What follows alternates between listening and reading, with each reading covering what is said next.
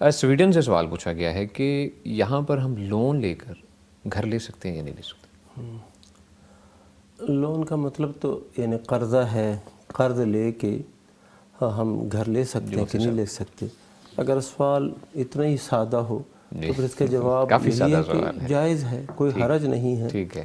لیکن یہ جو سوال ہے اس طرح سادہ نہیں ہے. ٹھیک ہے مفتی صاحب. یہ مطلب اس کا یہ ہے کہ یہ بینک سے قرضہ لے کے پھر وہ بینک کو سود ادا کرتے ہیں اور یہ سلسلہ چلتا رہتا ہے. تو کیا اس طریقے کے ساتھ جو ہے گھر لینا جائز ہے کہ نہیں ہے؟ تو ہمارے جو جمہور اہل علم ہے اس دور کے اکثریت علماء وہ یہی کہتے ہیں کہ یہ سود ہے، اور یہ سود کے ذریعے گھر لینا کہ آپ بینک کو سود کی ادائیگی کرتے رہیں گے اور گھر آپ کا ہو جائے گا، یہ جائز نہیں ہے. اور یہ کوئی اضطرار والی حالت بھی نہیں ہے کہ بندہ اضطرار کی حالت میں خنزیر کا گوشت کھا سکتا ہے نہایت ایمرجنسی اور اس کیفیت میں، تو یہ تو وہ ہے نہیں.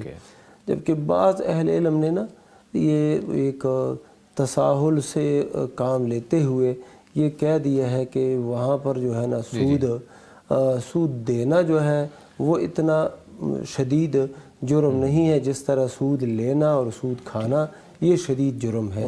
لیکن ہمیں جو بات سمجھ آئی ہے وہ یہی ہے کہ بینک سے قرضہ لے کے کہ اس پر آپ سود ادا کرتے ہیں، اس طریقے کے ساتھ گھر لینا جائز نہیں. مفتی صاحب اگر یہ کیس ہے، کیونکہ باہر کے ممالک میں یہ جو یورپ خاص طور پہ کنٹریز ہیں وہاں پر یہ ان کا قانون ہے کہ آپ لون کے ذریعے سے، اور وہ لون جو ہے کم از کم 20 سے 25 سال تک چلتا ہے، اگر قید ہو کہ لون کے ذریعے ہی آپ گھر لے سکتے ہیں، اس صورت میں مجھے بتائیں کہ کیا رہنمائی درکار ہے؟ اس صورت میں بھی یہ معاملہ جو ہے اس میں سختی ہے یا نرمی ہے کوئی اس میں؟ نہیں، پھر بھی یہ سختی ہے. اچھا، اگر اضطرار والی کیفیت تو ہے نہیں نا، یعنی وہ جو جس میں بندہ مجبور ہو جاتا ہے، یعنی گھر آپ کو کرائے پہ مل سکتا ہے تو پھر وہ رہیں، اور اگر آپ کو گھر بھی کرائے پہ نہیں مل سکتا تو پھر آپ ایسے علاقے میں جاتے کیوں ہے کہ آپ نے سود دے کے پھر وہاں پر رہنا، اور اسی طرح اس کے بہت سے مفاسد اور خرابیاں ہیں.